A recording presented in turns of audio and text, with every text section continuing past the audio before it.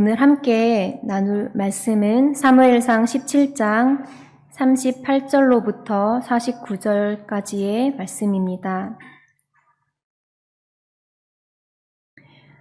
다 찾으신 줄로 알고 함께 봉독하겠습니다. 이에 사울이 자기 군복을 다윗에게 입히고 노투구를 그의 머리에 씌우고 또 그에게 갑옷을 입히매 다윗이 칼을 군복 위에 차고는 익숙하지 못함으로 시험적으로 걸어보다가 사울에게 말하되 익숙하지 못하니 이것을 입고 가지 못하겠나이다 하고 곧 벗고 손에 막대기를 가지고 시내에서 매끄러운 돌 5을 골라서 자기 목자의 제구 곧 주머니에 넣고 손에 물매를 가지고 블레셋 사람에게로 나아가니라. 블레셋 사람이 방패에 든 사람을 앞세우고 다윗에게로 점점 가까이 나아가니라. 그 블레셋 사람이 둘러보다가 다윗을 보고 업신여기니 이는 그가 젊고 붉고 용모가 아름다움이라.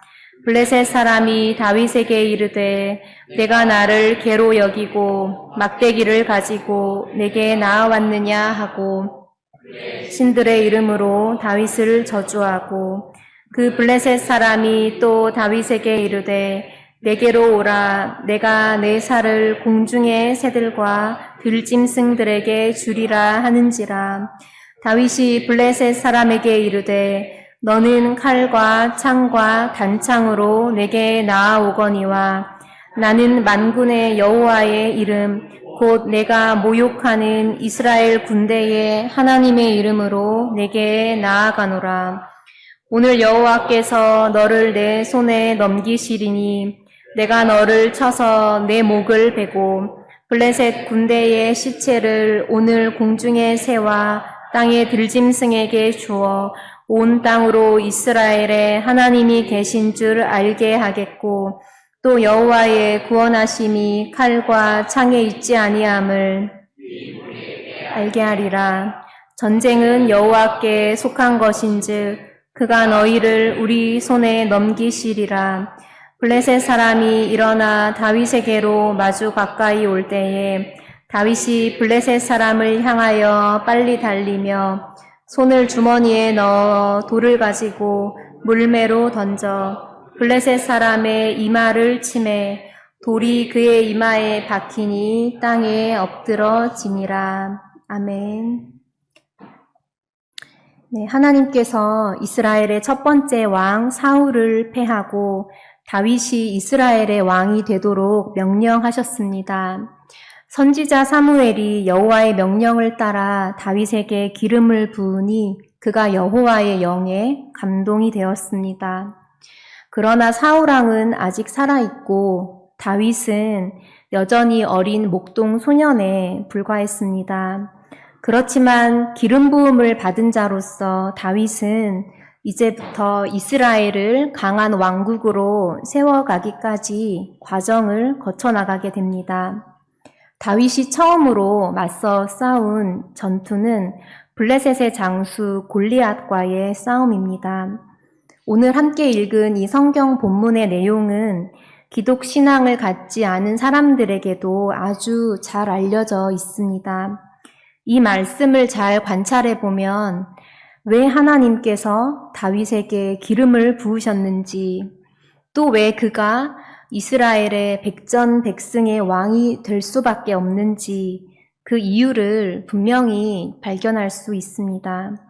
나아가서 다윗이 가진 공의로서 세워진 이 이스라엘 왕국이 세상에 대하여 승리하게 된 비결이 무엇인가 우리는 그 교훈을 찾아가야 하겠습니다. 이 시대의 이스라엘을 위협하는 대표적인 이방 족속은 바로 블레셋 족속입니다. 블레셋 족속의 이름은 그 이름 뜻이 나그네이다, 또 이주자이다 라고 합니다.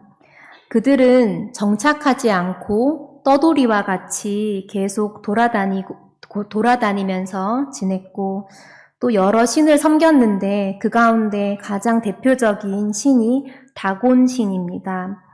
다곤이라 하면 그 이름의 어원이 물고기라는 단어에서 유래하였다고 합니다. 바닷속 물고기는 정처 없이 떠돌아다니고 또 호흡을 하지 않습니다. 인생의 방향과 목적을 분명하게 설정하지 않고 그저 무엇을 먹을까, 무엇을 마실까, 무엇을 입을까를 따라서 그것이 만족되는 길을 정처 없이 다니게 된다는 것입니다. 잘 먹고 잘 살기 위해서 또 소유물을 많이 얻을 수만 있다면, 또 위대한 역량을 갖추어낼 수만 있다면 언제든지 이동해 가는 자들입니다. 그런데 다른 사람보다 소유가 많아지고 또 탁월한 역량을 갖추면 그 이동이 끝이 나느냐 했을 때 끝이 나지 않는다는 것입니다. 로마서 3장 13절에서 사도 바울은 하나님을 떠난 자들에 대해서 그들의 목구멍은 열린 무덤이다 이렇게 말씀하신 바 있습니다. 사람에게는 항상 배고픔이 있고 또 목마름이 있습니다. 이 사람의 목구멍은 사람의 욕망이 채워지는 통로입니다. 그런데 육신의 먹을 양식 문제가 해결이 되어도 그 목구멍은 여전히 열린 무덤이라는 것입니다. 무엇인가를 먹어도 또 마셔도 무덤으로 갈 뿐이고 사망 가운데 있게 되는데 이것은 이스라엘이 블레셋 족속을 능히 극복해내지 못할 때의 모습입니다. 블레셋 족속은 끊임없이 이스라엘 백성을 괴롭히고 능욕하였습니다. 이 괴롭힘은 오늘날을 살아가는 우리 신앙인들에게도 고스란히 일어나고 있습니다. 너는 무엇을 할 수 있느냐? 또 너는 무엇을 가졌느냐? 너는 스펙이 어떠하냐? 소유의 많고 적음으로 사람의 값어치를 매기고 능력이 뛰어나냐, 열등하냐, 이것으로 사람이 자존감이 올라간다든지 또는 다른 사람을 쉽게 무시하고 멸시하는 생각이 가득한 가운데 다른 사람에게 무시당하지 않기 위해서 끝없이 노력하고 갈구하는데 그 모습이 마치 목구멍이 열린 무덤과 같은 자들이라는 것입니다. 그러나 이스라엘 백성은 무엇을 가치롭게 여겨야 할까요? 이스라엘 백성은 거룩함을 가치롭게 여기는 자들입니다. 거룩이라고 하는 단어는 히브리어로는 카다심, 또 헬라어로는 하기오스라고 하는데 순수하다, 또 깨끗하다라는 뜻을 가진 단어입니다. 하기스라고 하는 브랜드도 있는데 깨끗하고 순수한 이미지를 가지고 있습니다. 한 가지만 가지고 있느냐? 여러 가지가 혼합된 것이 아니라 깨끗한 한 가지만 가지게 되는 상태, 이스라엘 백성에게 있어야 할 그 거룩함은 다르게 말하면 바로 여호와의 이름을 가지게 되는 것입니다. 다윗은 기름 부음을 받아 여호와의 영에 감동이 된 자입니다. 여호와의 영에 감동이 되었다 하는 것은 여호와의 이름으로 인해서 충만해진 자라는 것입니다. 그래서 그 이름이 아닌 것에 대해서는 맞서 싸우고 그 이름이 아닌 것이 도전해 올 때는 그것을 진멸하고 제거해가는 자가 되었습니다. 여호와 하나님께서 내가 거룩하니 너희도 거룩하라 말씀하셨습니다. 여호와의 이름은 다른 이방 신들의 이름과는 구분되는 이름으로 나는 나이다. 영어로는 being이라고 했습니다. I am who I am 이렇게 성경에 나옵니다.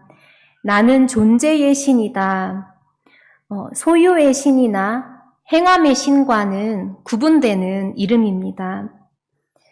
블레셋 족속은 소유물을 많이 얻기를 원하고 자신의 힘으로 위대한 것을 얻어가기 원하는 자들로서 그것을 이루기 위해 나그네와 같이 끝없이 살아가는 자들이라면 이스라엘 백성에게는 분명한 목적지가 있고 분명한 방향성이 있는데 그것은 하나님 앞에 여호와의 이름을 가진 거룩한 존재가 되는 것입니다.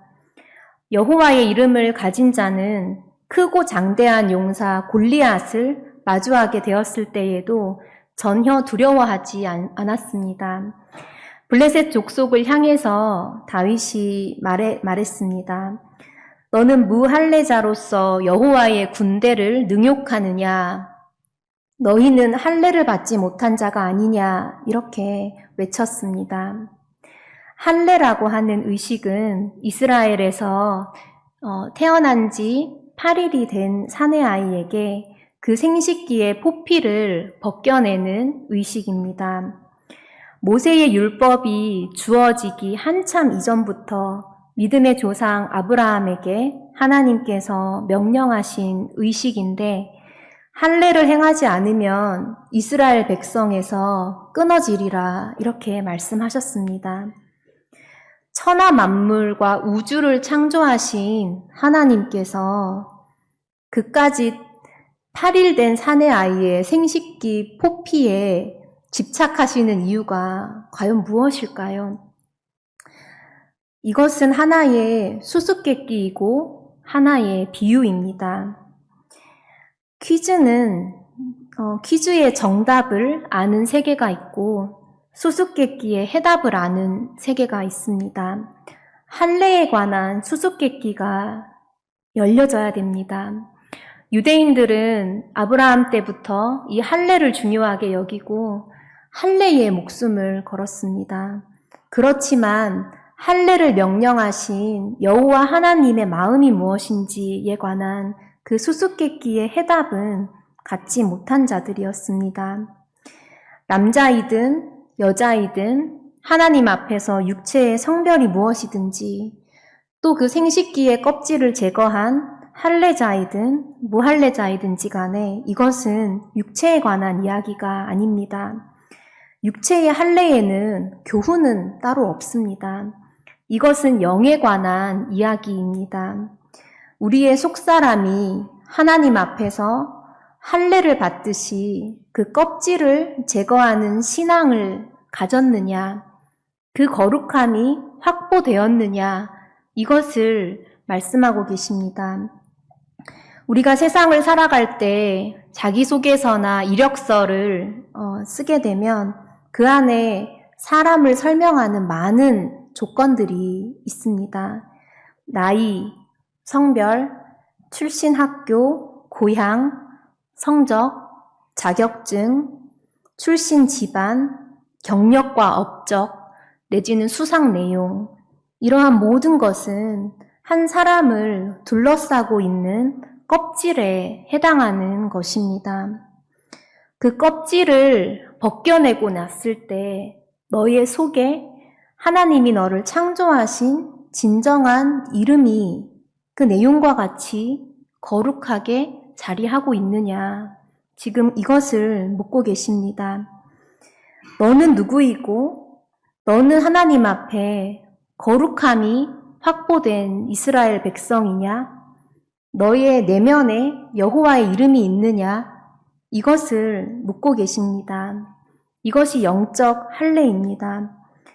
블레셋의 장수 골리앗은 할례받지 않은 안목으로 형식과 껍질에 관한 것을 가지고 이스라엘을 모욕하고 능욕하였습니다. 형식과 껍질에 관한 공격이 찾아올 때에 그런데 오늘 말씀 앞부분을 읽어보면 이스라엘 백성들이 그 거대한 용사 골리앗 앞에 굉장히 두려워하고 위축되고 벌벌 떨었다 이렇게 되어 있습니다.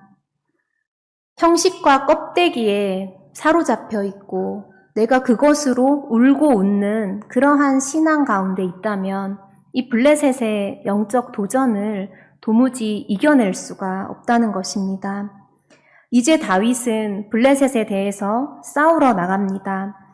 그때 사울 왕이 전장에 나가는 다윗에게 자신이 사용하던 갑옷을 입혀주었습니다. 전투에서 자기를 보호할 수 있는 투구, 또 갑옷, 칼 등의 무기를 다윗에게 지어주었습니다. 그러나 다윗이 이것을 입어보았는데 자신에게 잘 맞지 않고 또 익숙하지 않으므로 이것을 다 벗어두게 되었습니다. 그리고 난 후에는 시냇가로 가서 매끄러운 돌 5개를 주워서 자기 주머니에 챙겨 넣었습니다. 시냇가에서 주워 올린 돌은 돌인데 매끄러운 돌이라고 했습니다. 돌은 고여있는 물을 만나면 아무런 변화가 일어나지 않습니다. 그러나 세차게 흐르는 그 물을 만난 돌은 돌멩이의 거칠고 모난 모든 부분들이 그 물로써 깎여 나가게 됩니다. 이것은 돌멩이로서는 아픔이고 자신이 깎여 나가는 죽음입니다.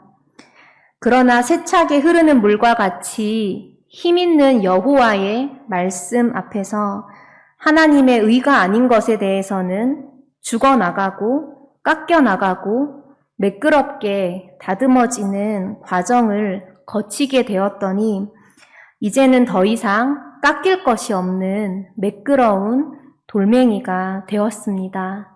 이 돌멩이를 5개 주었습니다. 5이라고 하는 이 숫자는 히브리인들에게 오순절을 연상시키는 의미 있는 수입니다. 히브리인들은 숫자를 사용할 때 수리적인 의미로만 사용한 것이 아니라 수 안에 의미를 부여해서 성경을 기록하였습니다. 예컨대 3이라는 숫자는 하나님의 영역을 의미하는 수로 의미를 부여했고 4라고 하는 숫자는 하나님이 아닌 하나님 앞에 선 사람이라고 하는 것을 강조할 때 4라는 숫자를 사용했습니다. 땅은 동서남북 4개의 방위로 표시하고 또 이스라엘 백성들이 하나님 앞에 과정을 거쳐갈 때에 광야길을 40년간, 애굽에서는 400년간 종살이를 하고 또 노아의 홍수 때에는 40주야 비가 내렸다고 했습니다. 사람으로서 땅에서 거쳐가야 할 과정이 있을 때는 4라는 숫자를 사용했습니다.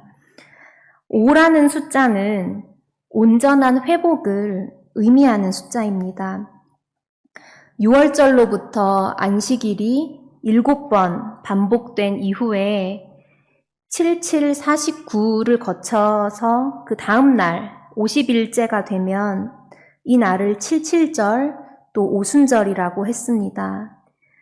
또 안식년이 7회를 거듭해서 49년을 채운 후에 50년째가 되면 희년이라고 불렀습니다.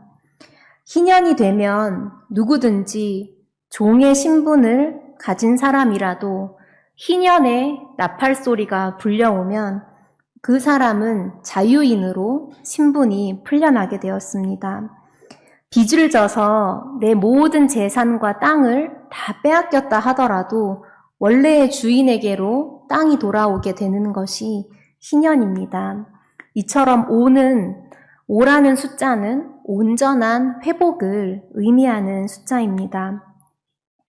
다윗이 시냇가에서 주워 올린 이 5개의 매끄러운 돌은 세차게 흐르는 여호와 하나님의 말씀 앞에서 자신이 깎이고 잘려나가고 다듬어지고 그 의에 순종되어서 온전하게 회복된 다윗 자신을 말하고 있습니다.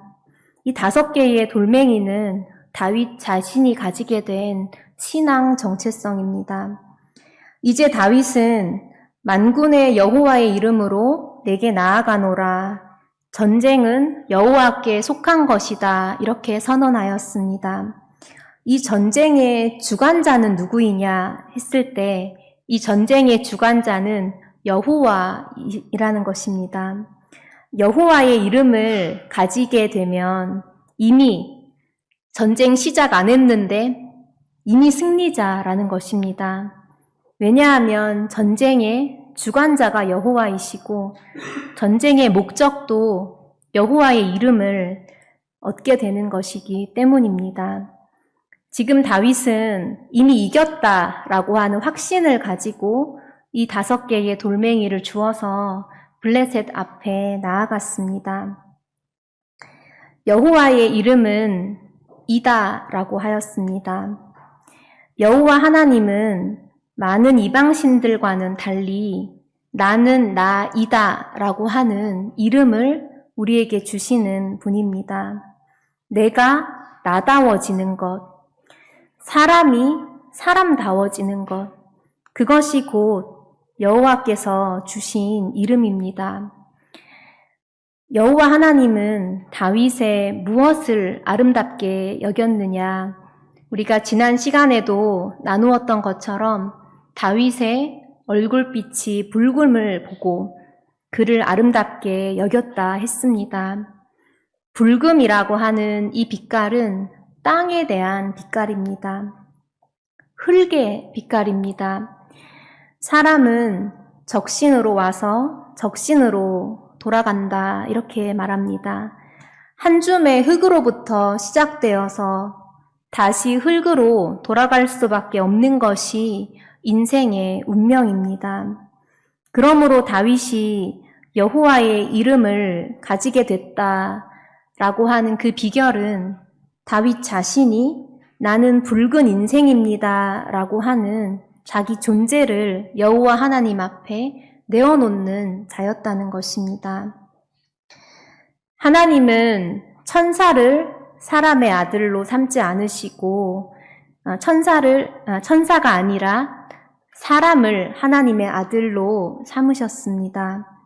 천사와 사람은 무엇이 다릅니까? 천사에게는 몸이 없습니다. 그렇지만 사람에게는 몸이 있습니다. 몸이 있기 때문에 한계가 있고 연약함이 있고 무엇인가 부끄러운 것이 그 몸으로부터 계속 흘러나온다는 것입니다. 그런데 사람은 몸을 가지고 있는 이 한계에 다다르게 되었을 때 그것을 숨기려고 하고 감추려고 하고 부끄럽게 여기게 되었다 하는 것입니다. 사람의 생각이든 결심이든 과연 나는 100% 이런 사람이다 라고 말할 수 있는 사람이 있습니까? 99%까지는 가능할 수 있지만 나는 100% 이런 사람이야 라고 말할 수 있는 사람은 아무도 없습니다. 왜냐하면 몸이 있기 때문입니다. 이것은 하나님이 사람에게 걸어두신 완벽한 설계이고 장치입니다. 사람아, 너는 천사가 아니다. 이렇게 하나님이 항상 말씀하고 계신다는 것입니다. 하나님께서 아담과 하와를 창조하시고 에덴에 두었을 때에 그들이 하나님 앞에 벌거벗었지만 부끄러워하지 않았다 했습니다. 그런데 아담과 하와가 선악을 알게 하는 지식의 열매를 먹고 난 이후에는 자신의 벌거벗음을 부끄럽게 여기고 무화과 나뭇잎으로 그것을 감추었습니다. 저에게는 초등학생 딸이 있는데 제 딸이 저에게 찾아와서 하루는 진지하게 질문을 했습니다. 엄마, 만약에 아담과 하와가 선악과를 먹지 않았다면 우리는 벌거벗고 다니는 거야? 이렇게 저에게 질문을 했습니다. 그 눈빛이 너무 진지했습니다. 아담과 하와가 선악과를 먹었기 때문에 우리가 옷을 입고 사는 거지 이렇게 저에게 질문을 했습니다. 그래서 제가 다시 물었습니다. 옷을 입는 게 좋을까? 벗고 다니는 게 좋을까? 하니까 그런 질문을 왜 하지? 이런 표정으로 저를 바라보았습니다. 그래서 제가 다시 질문했습니다. 옷과 몸의 차이점이 뭐야? 이렇게 물어봤습니다. 그랬더니 이렇게 대답합니다. 몸은 항상 나와 붙어 있는 것인데 옷은 입을 수도 있고 벗을 수도 있는 것 같아. 이렇게 얘기를 합니다. 그러면 몸은 항상 나와 함께 있고 함께 나와 붙어 있는 것인데 옷은 입었다 벗었다 할 수 있는 거면 무엇이 더 소중한 걸까? 뭐가 영원한 걸까? 영원한 가치로움은 어디에 있을까? 이렇게 물어봤습니다. 대답을 했습니다. 그런데 여러분은 어떤 대답을 하고 계신가요? 지금 옷을 입고 계십니까? 아니면 하나님 앞에 내가 벌거벗어도 부끄러움이 없는 자입니까? 이 벌거벗음을 부끄럽게 여기고 무화과 나무 잎으로 옷을 입어 자신을 감춘 아담을 향해서 하나님이 말씀하셨습니다. 아담아, 내가 지금 어디에 있느냐? 이렇게 그 위치를 물어보셨습니다. 아담아, 너는 무엇을 했니? 이렇게 묻지 않으시고 아담아, 내가 지금 어디에 있느냐라고 질문하셨습니다. 하나님이 주신 몸을 가진 이 인생을, 이 실존의 자리를 인정하고 그 위치를 만족히 여길 수만 있다면 하나님 앞에서 벌거벗어도 부끄러울 것이 없는 그 에덴 동산의 만족과 기쁨이 우리에게서 회복될 것입니다. 이제 다윗은 이렇게 나아갑니다. 너는 칼과 창과 단창으로 내게 나아오지만 나는 만군의 여호와의 이름으로 나아가노라. 이렇게 선언하였습니다. 만군의 여호와의 이름을 가진 자는 누군가 칼과 창과 단창을 가지고 공격해 온다 하더라도 그것을 방어하기 위해 갑옷을 입거나 투구를 쓰거나 무기를 준비할 필요가 없다는 것입니다. 나는 나다. 나는 여호와의 이름을 가진 자이기 때문에 하나님이 나를 천사가 아니라 몸을 가진 사람으로 지으셨기 때문에 내가 나를 갑옷을 덧입거나 칼과 단창으로 무장하지 않아도 나는 부풀리거나 나를 과장하지 않아도 이미 나는 나다 라고 하는 이름으로 승리하는 자라는 것입니다. 다윗은 이제 그 돌을 던져서 골리앗의 이마에 명중시켰습니다. 한 방이면 골리앗을 이깁니다. 이 돌은 한 개인 듯 하나 매끄러운 5개의 돌이고 여호와 하나님의 말씀 앞에 다듬어진 또 온전하게 된 다윗 자신입니다. 그러므로 다윗은 여호와의 이름으로 어떤 싸움에 나간다 하더라도 백전백승하고 이스라엘을 강력한 왕국으로 세우게 되었습니다. 이 물맷돌 5개로 다윗이 골리앗을 이긴 이 사건은 거룩한 하나님 나라와 같은 교회, 이 신앙 공동체가 세상에 대해서 승리한 사건입니다. 오늘날 여호와 하나님을 믿는 이스라엘 백성들, 또 우리 교회 가운데에도 날마다 영적인 도전이 있습니다. 블레셋 족속의 거대한 장수가 이스라엘을 모욕하고 조롱하고 능멸하는 그 영적 시험이 날마다 있습니다. 이 영적 도전과 시험은 눈에 보이는 것은 아닙니다. 마치 코로나 바이러스가 침투해 올 때 눈에 보이지는 않습니다. 그렇지만 바이러스는 분명히 존재하고 있습니다. 지금 이 순간에도 우리 몸은 온갖 바이러스와 세균들과 치열하게 전쟁을 치르고 있습니다. 사무엘 동산에도 눈에 보이지 않지만 지금 전쟁이 치러지고 있습니다. 보이십니까? 보여드릴 수 있습니다. 우리 사무엘 동산 잔디밭에도 지금 전쟁이 일어나고 있습니다. 우리의 계획은 잔디를 심는 것인데 주인의 계획은 잔디밭을 계획하였는데 누가 심지도 않았고 기르지도 않았고 사랑을 주지도 않았는데 잡초가 계속 자라나고 있습니다. 아마도 잡초 씨는 공기 중에 늘 떠다니면서 흙만 있으면 아주 작은 양의 흙만 얇게 있어도 거기에 자기 씨를 뿌리고 자리를 잡고 있습니다. 때로는 잡초가 예쁘고 아름다운 것들도 있습니다. 그렇지만 잡초는 잡초입니다. 왜냐하면 주인의 목적과 계획 안에 있는 씨가 아니기 때문입니다. 여호와 하나님께서는 그분의 이름 외에는 사람에게 주신 것이 없습니다. 끊임없이 블레셋에 속한 생각, 무엇을 먹을까, 무엇을 입을까, 무엇을 갖추어 갈까, 무엇으로 위대해질까, 이 이방족 속의 생각은 여호와 하나님이 처음부터 사람을 창조하실 때에 우리에게 목적한 바가 아닌 잡초와 같은 씨입니다. 현재도 교회 안에 이 전쟁이 늘 일어나고 있습니다. 너는 칼과 창과 단창으로 내게 나아오거니와 나는 만군의 여호와의 이름으로 나아가노라. 이렇게 싸워 이겼던 이 다윗의 승리가 우리 모든 성도들의 승리가 되기를 축원합니다. 네, 함께 기도드리겠습니다.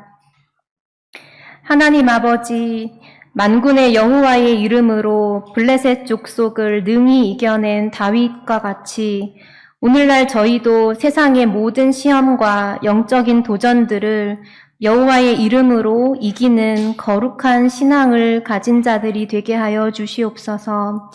그리하여 하나님의 거룩한 공의로 세워진 교회, 오늘날 하나님 나라와 같은 신앙 공동체로서의 교회가 세상을 이기는 그 승리에 동참하는 자들이 되게 하여 주시옵소서. 예수님의 이름으로 기도드립니다. 아멘. 함께 찬송가 210장 드리겠습니다.